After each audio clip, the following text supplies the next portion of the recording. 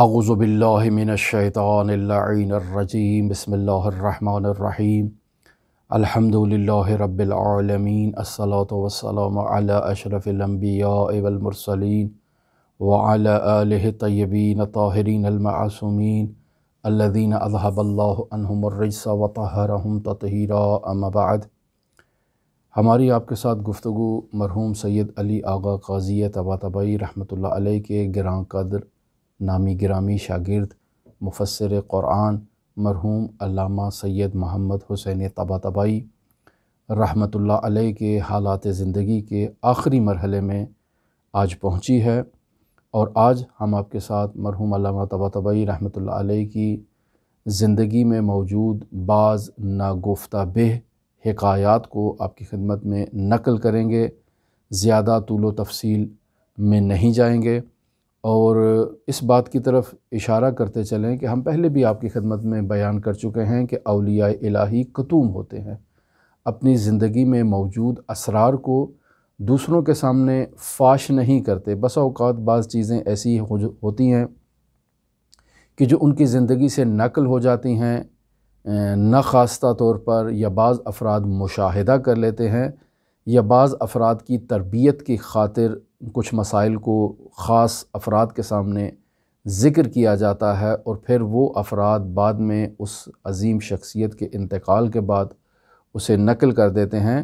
तो ऐसे ही वो बातें हम तक पहुँचती हैं, वगरना उनकी ज़िंदगी नहायत ही कुतूम और मख्फ़ी हुआ करती है।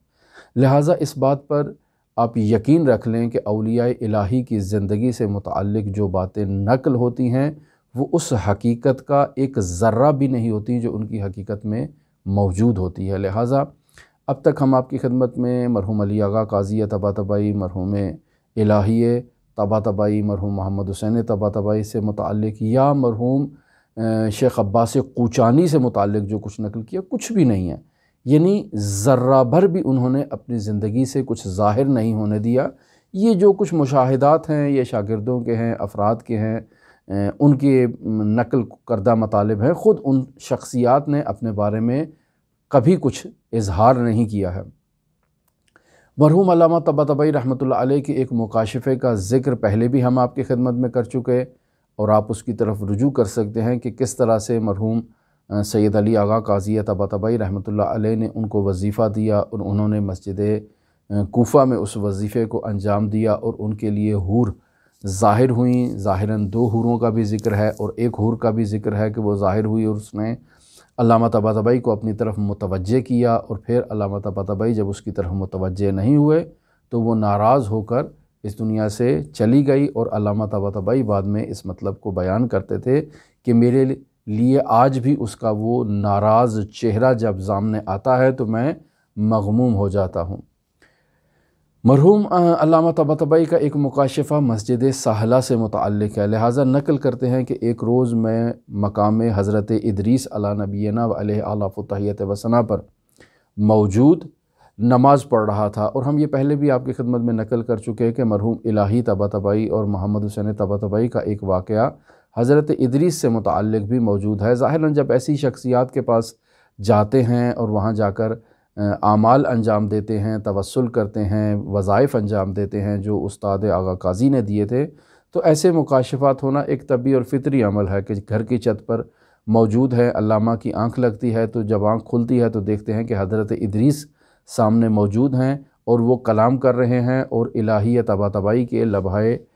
मुबारक जुम्बिश कर रहे हैं और हज़रत इदरीस की आवाज़ वहाँ से निकल रही है। और इस तरह से एक इल्मी मुकालमा अल्लामा तबातबाई का हज़रत इदरीस से मौजूद है।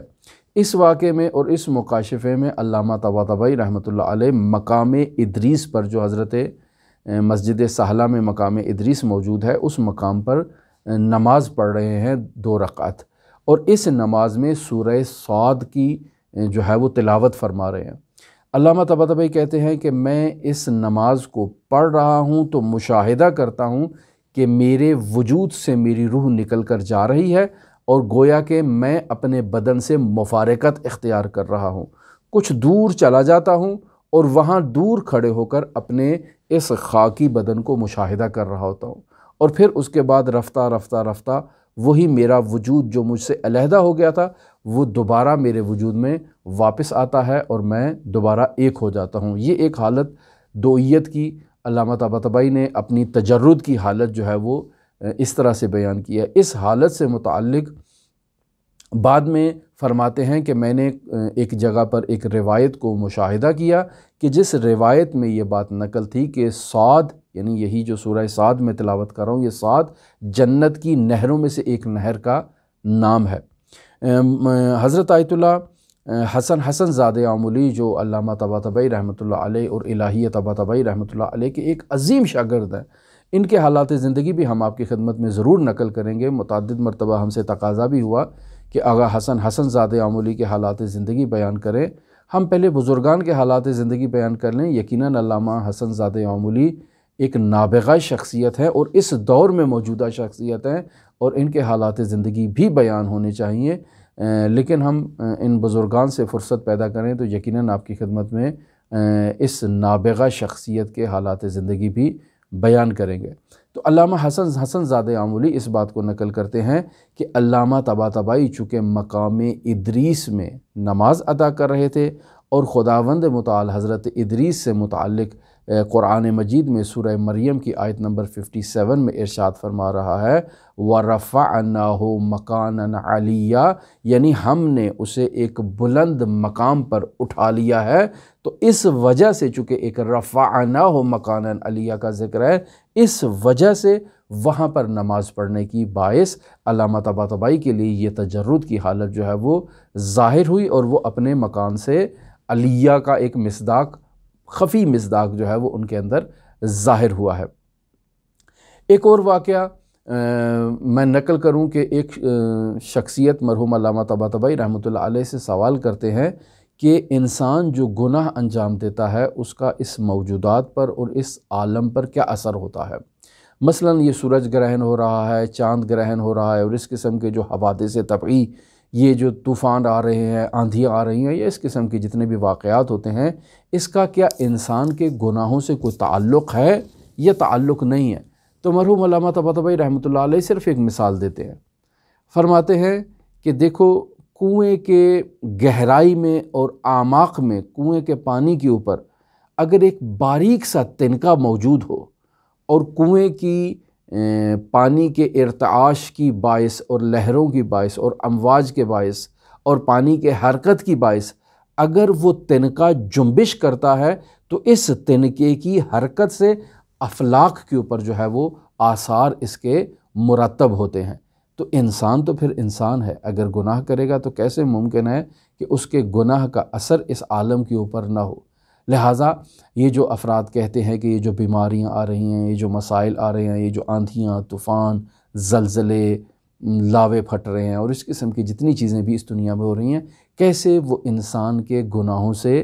غیر مرتبط ہوں؟ آپ دیکھتے ہیں رمضان المبارک کا مہینہ شروع ہوتا ہے تو ہمارے ملکوں میں کیسے چیزیں مہنگی کر دی جاتی ہیں، اور پھر اس کے بعد ان کے اوپر خداوند متعال کی طرف سے جو ہے وہ قہر و غضب نازل نہ ہو، یہ کیسے ممکن ہے؟ درست ہے کہ حضرت بقیت اللہ الاعظم روحی و ارواح العالمین لتراب مکتمہ الفدا کی وجود بابرکت کی وجہ سے ان کے اوپر عذاب تو ٹل چکا ہے، لیکن بالآخر ان کے ان اعمال کا کوئی نتیجہ تو ہے، کچھ اثر تو ہے۔ ایک اثر انہیں وہاں جا کر ظاہر ہونا ہے، لیکن ایک اثر ان کا اسی زندگی میں ان کے اوپر ظاہر ہوگا تاکہ یہ متوجہ ہوں، بازگشت کریں خداوند متعال کے اوپر۔ لیکن افسوس کہ کوئی بازگشت کرنے والا نہیں ہے۔ ہر سال یہی واقعات رونما ہوتے ہیں، رمضان المبارک آتا ہے اور اسی طرح سے لوگ کس طرح سے ذخیرہ اندوزی کرتے ہیں، کس طرح سے لوگ مہنگائی کرتے ہیں، کس طرح سے لوگ مسلمانوں کے جذبات کا جو ہے وہ غلط استفادہ کرتے ہیں، سوء استفادہ جسے کہا جائے، اور بالآخر ان سب کا ایک حساب ہوگا۔ اس دنیا میں بھی حساب دینا ہے اور آخرت میں بھی حساب دینا ہے۔ کسی نے مرحوم علامہ طباطبائی رحمۃ اللہ علیہ سے تقاضا کیا کہ اسفار کی 9 جلدیں ہیں اور ہمارے لیے 9 جلدیں پڑھنا دشوار ہے،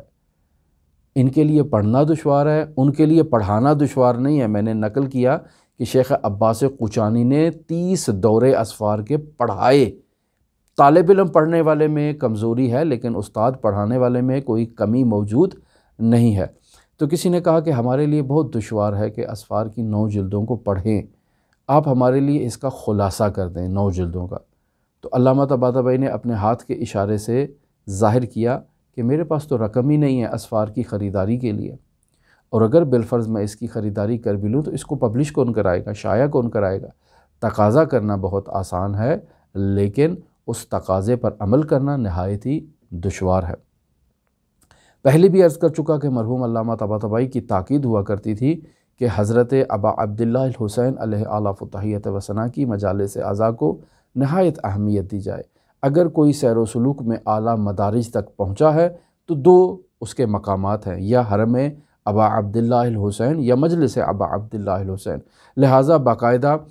اپنے گھر حضرت امام حسین علیہ آلاف تحیت و ثنا اور ان کے اجداد کی مجالس اعضاء منعقد کیا کرتے تھے، اور علامہ کے جو گھر کے افراد تھے، مثلا بیٹیاں ہیں شادی کے بعد باہر چلی جاتی ہیں، دوسرے شہروں میں منتقل ہو جاتی ہیں، لیکن وہ باقاعدگی کے ساتھ ان مجالس میں شریک ہوا کرتی تھیں اور علامہ طباطبائی رحمۃ اللہ علیہ کے ساتھ اس غم کو منایا کرتی تھیں۔ پھر اس کے علاوہ آیت اللہ امجد ایک واقعے کو نقل کرتے ہیں کہ جب علامہ طباطبائی رحمۃ اللہ علیہ نجف اشرف میں تحصیل کے دوران مصروف عمل تھے، مرحوم علی آغا قاضی طباطبائی کی تربیت میں تھے، تو ایک روز رات کو چھت پر سو رہے ہیں۔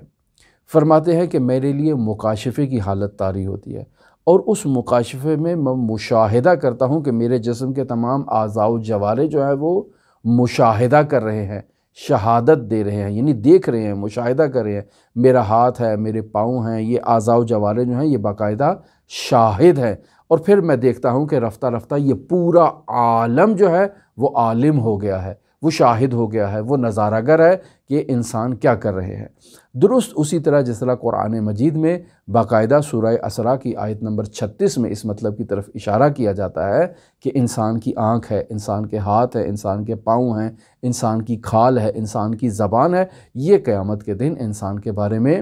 گواہی دیں گے، اور ان سے پوچھا جائے گا انسان کے بارے میں، یعنی انسان سے ان اعضاء کے بارے میں پوچھا جائے گا، لیکن یہ اعضاء خود اپنی گواہی کو دیں گے۔ لہٰذا ارشاد ہوتا ہے وَلَا تَقْفُ مَا لَيْسَ لَكَ بِهِ عِلْمٌ إِنَّ السَّمْعَ وَالْبَصَرَ وَالْفُؤَادَ كُلُّ أُولَئِكَ كَانَ عَنْهُ مَسْئُولًا، یعنی جس چیز کا تمہیں علم نہیں ہے اس کے پیچھے نہ پڑو، یقیناً کان، آنکھ، دل سب کے بارے میں تم سے سوال کیا جائے گا اور تم سے باز پرس کی جائے گی، لیکن خود ہی یہ اعضاء و جوارح جو ہیں وہ اس باز پرس کا جواب دیں گے۔ انسان کے آنکھ اور انسان کی کان سے متعلق شہادت کیسے ہوگی، یہ انسان جو ہے وہ اس کو سمجھ سکتا ہے کہ مثلا آج تک جتنی بھی باتیں میرے کان کے اندر داخل ہوئی ہیں یا جن کو میں نے سنا ہے، باقاعدہ ایک ٹیپ ریکارڈر کی طرح وہ دوبارہ نشر کی جا سکتی ہیں۔ انسان کی آنکھ نے جتنی چیزیں مشاہدہ کی ہیں باقاعدہ ایک فلم کی طرح انہیں دوبارہ چلایا جا سکتا ہے۔ یہ انسان تصور کر سکتا ہے ان کی شہادت اس طرح سے ہوگی، لیکن میری زبان کی شہادت کیسے ہوگی، میرے ان ہاتھوں کی شہادت کیسے ہوگی، میری اس چمڑی کی شہادت کیسے ہوگی، میرے پاؤں کی شہادت کیسے ہوگی، اس مطلب کو درک کرنا انسان کے لیے دشوار ہے، لیکن ان کی شہادت بھی ممکن ہے۔ بسا اوقات انسان یہ بھی کہہ سکتا ہے کہ میرے اعضاء و جوارح یعنی کان اور آنکھ نے جو کچھ ان باقی اعضاء و جوارح سے متعلق سنا یا کہا ہو یا دیکھا ہو اس کو یہ جاری کر سکتے ہیں، تو اس طرح سے بھی ان کی شہادت ہو سکتی ہے، یعنی میں نے اس ہاتھ سے جو فعل انجام دیے ہیں میری آنکھ اس کی فلم نشر کرے گی، میرے باقی جو اعضاء و جوارح سے جو افعال سرزد ہو رہے ہیں میری آنکھ اس کو باقاعدہ ایک فلم کی صورت میں کیپچر کر کے آگے پیش کرے گی۔ بعض لوگ اس کو اس طرح سے بھی تفسیر کرتے ہیں، لیکن علامہ طباطبائی نے یہ جو مکاشفہ فرمایا ہے کہ جس میں وہ فرما رہے ہیں کہ میرے جسم کے اعضاء یعنی میرے پاؤں، میرا جسم، میرے دیگر اعضاء باقاعدہ شہود کی مرحلے پر پہنچ چکے ہیں اور باقاعدہ نظارہ گر ہیں، مشاہدہ کر رہے ہیں۔ جب مشاہدہ کر رہے ہیں تو ظاہر ہے گواہی بھی دے سکتے ہیں اور اس میں کوئی مسئلہ نہیں ہے، لہٰذا فرماتے ہیں کہ پورا عالم جو ہے وہ عالم ہو گیا ہے۔ تو ایسے میں اسی آیت سے استفادہ کیا جا سکتا ہے کہ جس طرح سے قرآن مجید سورہ اسراء کی آیت نمبر 36 میں ارشاد ہو رہا ہے کہ یہ گواہی دیں گے، تو علامہ نے مکاشفے میں اس مطلب کو دیکھ لیا ہے کہ کیسے وہ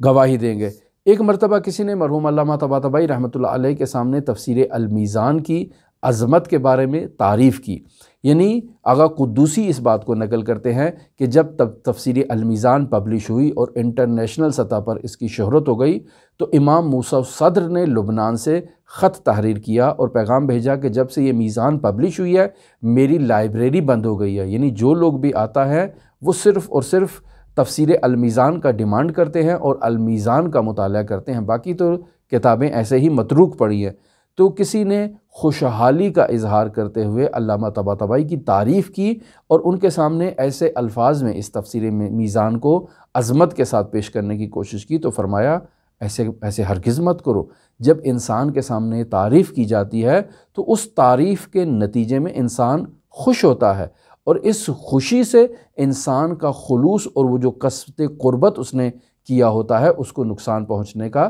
خطرہ ہوتا ہے، لہٰذا ایسے ہرگز نہیں کرو۔ علامہ طباطبائی تو ایک بلند مقام پر فائز تھے، یقیناً وہ ہمیں اس بات کی تلقین کر رہے ہیں کہ آپ جب تعریف کریں گے تو یقینی بات ہے اس تعریف سے آپ لوگوں کو نقصان پہنچے گا، تو ایسے کام نہ کریں۔ میں بھی متاثر ہو سکتا ہوں، معصوم تو نہیں ہوں، لیکن آپ لوگ بھی ایسے نہ کیا کریں کہ اپنی بھی تعریف ایک دوسرے کے سامنے نہ کریں۔ ٹھیک ہے، اچھا عمل انجام دیا ہے، حوصلہ افزائی بھی ہونی چاہیے، لیکن حوصلہ افزائی کا یہ مطلب نہیں کہ ایک انسان کو اس قدر بلند مقام تک آپ اس کی تعریف کرنا شروع کر دیں کہ اس کی توجہ اور اس کا خلوص جو ہے وہ زائل ہو جائے۔ تمام مشکلات میں علامہ طباطبائی رحمۃ اللہ علیہ کی یہ روٹین ہوا کرتی تھی کہ وہ حضرات اہل بیت علیہ الصلوۃ والسلام سے توسل کے قائل تھے اور فرمایا کرتے تھے کہ اگر انسان کسی بھی معنوی مقام پر فائز ہوا ہے تو اس کی بنیاد اہل بیت علیہ الصلوۃ والسلام سے توسل کے اندر پوشیدہ ہے، اور اس کے علاوہ ممکن ہی نہیں ہے کہ انسان کسی عالی مدارج تک پہنچ سکے اور کسی مقام کو طے کر سکے۔ اور بالخصوص حضرت سید الشہداء جس کے بارے میں مرارن و کرارن میں نقل کر چکا ہوں۔ مرحوم علامہ طباطبائی کے فرزند سید عبد الباقی اس مطلب کو نقل کرتے ہیں کہ علامہ طباطبائی کی آنکھ میں کچھ مشکل ہوئی اور انہیں علاج کے لیے بیرون ملک جانا پڑا تاکہ ان کا علاج کروایا جا سکے، اور جب علامہ طباطبائی باہر پہنچتے ہیں تو ڈاکٹر کہتے ہیں کہ آپ کی آنکھ کا آپریشن ہونا ہے۔ علامہ طباطبائی کہتے ہیں کہ آپریشن کیسے کیا جائے گا؟ تو ڈاکٹر نے کہا کہ آپ کو ہم بے ہوش کریں گے اور پھر بے ہوش کرنے کے بعد آپ کو ہم آنکھ کا آپریشن کریں گے۔ علامہ طباطبائی کہتے ہیں کہ نہیں، میں ہرگز اس بات کی اجازت نہیں دے سکتا ہوں کہ آپ مجھے بے ہوش کریں، آپ اسی بیداری کے عالم میں میری آنکھ کا آپریشن کریں۔ ڈاکٹر نے کہا یہ تو ممکن ہی نہیں ہے، یہ تو محالات میں سے ہے، ہم کیسے آپ کو بے ہوش کیے بغیر آپ کا آپریشن کر سکتے ہیں؟ بالآخر تکلیف ایک اپنی جگہ پر ہے، لیکن تکلیف کے علاوہ اگر انسان کی آنکھ کے نزدیک کوئی بھی چیز لائی جائے بالخصوص تو اس وقت نوکیلی چیز ہو تو انسان اپنی پلکیں جھپکتا ہے۔ آپ کیسے ہم آپ کا آپریشن کر سکتے ہیں؟ آپ کی آنکھیں کھلی ہوں گی، آپ پلک جھپکیں گے اور اس کے نتیجے میں ہمیں آپریشن کرنے میں مشکلات کا سامنا ہوگا۔ علامہ طباطبائی نے کہا نہیں، میں اصلاً پلک نہیں جھپکوں گا، آپ جو ہے وہ آپریشن کریں، اور اگر میں نے پلک جھپکی تو آپ مجھے اس وقت جو ہے وہ بے ہوش کر سکتے ہیں، کوئی مشکل نہیں ہے۔ وہ ڈاکٹر کہتا ہے کہ ہم نے علامہ طباطبائی کی بات کو ایکسیپٹ کر لیا، ان کا بغیر بے ہوشی کے آپریشن کیا گیا، اور یہ تاریخ میڈیکل میں ایک ایسا نایاب آپریشن ہے آنکھ کا کہ جو بغیر بے ہوشی کے انجام دیا گیا، کہ ہم اس شخص کا آپریشن بھی کر رہے ہیں اور وہ بے ہوش بھی نہیں ہے اور پلک بھی نہیں جھپک رہا۔ ایسے تعجب کی بات ہے، یہ تعجب ہے، ڈاکٹر کہہ رہا ہے کہ تاریخ بشریت میں ایسا ہوا ہی نہیں ہے کہ کسی کا ایسے آپریشن ہوا ہو، اور نہ ہی دوبارہ کبھی ہوگا کہ انسان پلک نہ جھپکے، یہ کیسے ممکن ہے؟ تو یہ ایک نایاب واقعہ علامہ طباطبائی کی زندگی میں موجود ہے۔ پھر علامہ کے فرزند نقل کرتے ہیں کہ علامہ کے کمرے کے باہر، یعنی گھر میں کمرے کے باہر ایک ناشپاتی کا درخت موجود تھا۔ جب تک علامہ طباطبائی زندہ رہے وہ درخت سرسبز رہا، اور باہر سے علامہ طباطبائی کے کمرے کی طرف جو ہے نا وہ اس کا جھکاؤ زیادہ تھا اور وہ پھل بھی فراوان دیا کرتا تھا، لیکن جب علامہ طباطبائی کا انتقال ہوا تو وہ درخت خشک ہو گیا۔ یہ اس کے علاوہ علامہ طباطبائی کی دختر نجم السعادات اس بات کو نقل کرتی ہیں کہ ہم جب بھی میرے سر میں درد ہوتا تو میں اپنی والدہ کے پاس جاتی کہ مجھے جو ہے نا وہ اس سر درد کے لیے کوئی دوائی دیں، تو والدہ دوا دینے کے بجائے مجھے کہتی کہ جاؤ بابا کے پاس چلی جاؤ۔ تو علامہ طباطبائی وضو کر کے اس کا پانی جو ہے وہ میری پیشانی پر لگاتے اور فوراً میرے سر کا درد جو ہے نا وہ برطرف ہو جاتا۔ آخری زندگی کے ایام میں مرحوم علامہ طباطبائی کی یہ روٹین تو ہوا کرتی تھی، ظاہر ہے انسان اپنی نمازیں کھڑے ہو کر ہی پڑھتا ہے، لیکن بالخصوص آخری ایام میں علامہ طباطبائی کھڑے ہو کر نماز پڑھا کرتے تھے۔ مرحوم عبدالباقی اس بات کو نقل کرتے ہیں کہ نہایت ہی نحیف، نہایت ہی کمزور، ناتوان ہو چکے تھے، لیکن اس کے بعد ان کا اصرار تھا کہ میں کھڑے ہو کر نماز پڑھوں گا، بیٹھ کر نماز نہیں پڑھوں گا یا لیٹ کر نماز نہیں پڑھوں گا۔ تو ایسے میں 2-3 افراد جو ہے نا وہ باقاعدہ ان کے اطراف میں کھڑے ہو جاتے تاکہ علامہ طباطبائی نماز پڑھتے ہوئے گر نہ جائیں۔ اگر گر گئے تو ظاہر ہے ان کو چوٹ لگے گی، نقصان پہنچے گا، لیکن اصرار تھا کہ کھڑے ہو کر نماز پڑھیں گے۔ اور پھر اس عالم میں بسا اوقات علامہ طباطبائی گر بھی گئے اور سر پہ بھی ان کے چوٹیں آئیں، لیکن نماز انہوں نے کھڑے ہو کر پڑھی۔ جس طرح آپ مشاہدہ کرتے ہیں مرحوم امام خمینی رحمۃ اللہ علیہ کی بھی ہاسپٹل کی وہ ویڈیوز ہیں کہ باقاعدہ کھڑے ہو کر نماز جو ہے نا وہ پڑھ رہے ہیں، اور اگر نہیں کھڑے ہو پا رہے تو 2 افراد ان کو باقاعدہ کھڑا ہونے میں، رکوع میں اور نیچے جھکنے میں باقاعدہ مدد کریں۔ یہ تو آپ لوگوں نے مشاہدہ کی ہوگی۔ علامہ طباطبائی بھی جب تک انسان کھڑا ہو سکتا ہے خداوند متعال کے حضور کھڑا ہو کر نماز پڑھے۔ علامہ طباطبائی کے انتقال کے بعد جب ان کی تدفین کا مرحلہ آیا تو ایسے میں مرحوم کے فرزند عبدالباقی نقل کرتے ہیں کہ میں حرم مطہر حضرت معصومہ میں گیا اور میں نے ان سے کہا کہ علامہ کی ایسی جگہ پر ایک قبر ہو کہ جہاں پر بلاخر بزرگان کی قبر ہے، علماء کی قبر ہے، وہاں پر ان کو جگہ دی جائے۔ تو حرم مطہر والے کہتے ہیں کہ نہیں، ہمارے پاس تو ایسی ابھی فعلاً کوئی جگہ نہیں ہے، سب جگہوں پر قبریں موجود ہیں۔ یہ عبدالباقی کہتے ہیں کہ خود میں نے جا کر وہ جگہ جس وقت علامہ کی ابھی جہاں پر قبر موجود ہے اس جگہ کو میں نے سروے کیا اور کہا کہ یہ جگہ کے متعلق آپ تحقیق کریں کہ یہ جگہ پہلے سے کسی عالم کے لیے مخصوص تو نہیں ہے، یہاں پر کسی کی قبر تو موجود نہیں ہے۔ تو رجسٹر لایا گیا حرم مطہر کا، کہا کہ یہاں ابھی تک کوئی عالم دفن نہیں ہے، لیکن یہاں پر کسی کو دفن کرنا بھی ممکن نہیں ہے۔ کیوں؟ چونکہ حرم مطہر کے اس مسجد اعظم کی، مسجد کی جو مسجد بالائے سر ہے اس کی وہاں پر ستون موجود ہے اور وہاں اس کا بٹن ہے اور وہاں پر اس کی جو ہے وہ کنکریٹ وغیرہ ہے اور اس قسم کی چیزیں ہیں۔ ایک تو وہاں اس کو کھودنا ممکن نہیں ہے اور دوسرا یہ ہے کہ وہاں پر قبر جو ہے وہ قائم کرنا دشوار ہے۔ عبدالباقی کہتے ہیں کہ میں بھی ایک انجینئر ہوں، آپ کوشش تو کریں، مجھے معلوم ہے کہ یہاں پر قبر کے لیے کوشش کی جا سکتی ہے۔ تو آدھی رات کو حرم کو بند کیا گیا، قالین وغیرہ جمع کیے گئے اور وہاں پر اس کو جو سنگ مرمر کی جو سلیبس ہیں اس کو ہٹایا گیا وہاں پر، اور نیچے سے جو کنکریٹ ہے اس کو کھولنے کی کوشش کی گئی۔ تو وہ جو ملازمین ہیں وہ کہتے ہیں کہ ہم تو کوشش کر رہے ہیں لیکن یہ اس قدر سخت یہاں پر جو ہے وہ کنکریٹ ڈالا گیا ہے کہ کھودنا اب ممکن نہیں ہے۔ کیا وجہ ہے کہ رکاوٹ ہے؟ عبدالباقی کہتے ہیں کہ میں خود آگے بڑھا تاکہ میں دیکھوں کہ مسئلہ کیا ہے۔ تھوڑا سا دیکھا تو وہ اصلاً کوئی سلیب موجود ہے کہ جس وجہ سے وہ جگہ کھل نہیں پا رہی ہے، لہٰذا اس کو ایک خاص طریقے سے کھولا گیا اور جب کھولا گیا تو دیکھا کہ نیچے باقاعدہ ایک پہلے سے تیار شدہ قبر موجود ہے جس میں کسی عالم کو اس سے پہلے دفن نہیں کیا گیا تھا۔ حرم کے جو ملازمین ہیں یا جو خادمین ہیں وہ اس چیز کو دیکھ کر نہایت ہی متعجب ہوتے ہیں اور ایک باقاعدہ ایک علامہ طباطبائی کے لیے ایک کرامت محسوب کی جاتی ہے کہ پہلے سے تیار شدہ قبر وہاں علامہ طباطبائی کے لیے پہلے سے موجود تھی، اور جہاں پہلے کوئی عالم دفن نہیں تھا اور حرم کو معلوم بھی نہیں تھا، یعنی کسی تاریخ میں اس چیز کو درج نہیں کیا گیا کہ ایسی ایک قبر بنائی گئی ہو جو کسی عالم کے لیے الاٹ کی گئی ہو یا وہاں کسی نے بنا کر رکھ دی گئی ہو۔ ایسا کوئی تاریخ میں ایسا کوئی واقعہ ذکر موجود نہیں ہے کہ جس کو دیکھ کر مطالعہ کیا جائے کہ جب یہ جگہ بن رہی تھی تو کسی نے یہاں قبر بنائی نہیں، لیکن جب اس کو کھودا گیا تو وہاں پہلے سے ایک تیار شدہ قبر تھی جس میں علامہ طباطبائی رحمۃ اللہ علیہ کو دفن کیا گیا۔ خداوند متعال علامہ طباطبائی رحمۃ اللہ علیہ کو درجات کو بلند کرے، جنہوں نے معاشرے میں عظیم المرتبت شاگرد دیے۔ مرحوم مطہری رحمۃ اللہ علیہ، مرحوم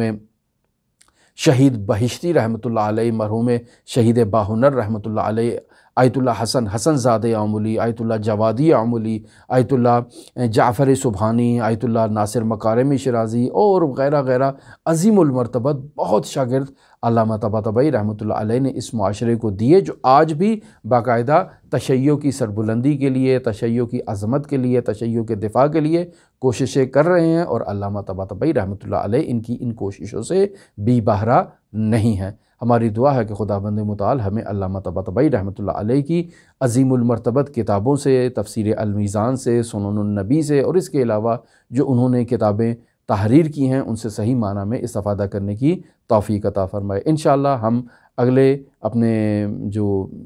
درس ہے اس میں مرحوم علی آغا قاضی طباطبائی رحمۃ اللہ علیہ کے ایک اور عظیم المرتبت شاگرد کے حالات زندگی کے ساتھ آپ کی خدمت میں حاضر ہوں گے۔ اگر آپ دلچسپی رکھتے ہوں تو ہمارا ساتھ دیجیے گا۔ اللہم صلی علی محمد و آل محمد وعجل فرج قائم آل محمد۔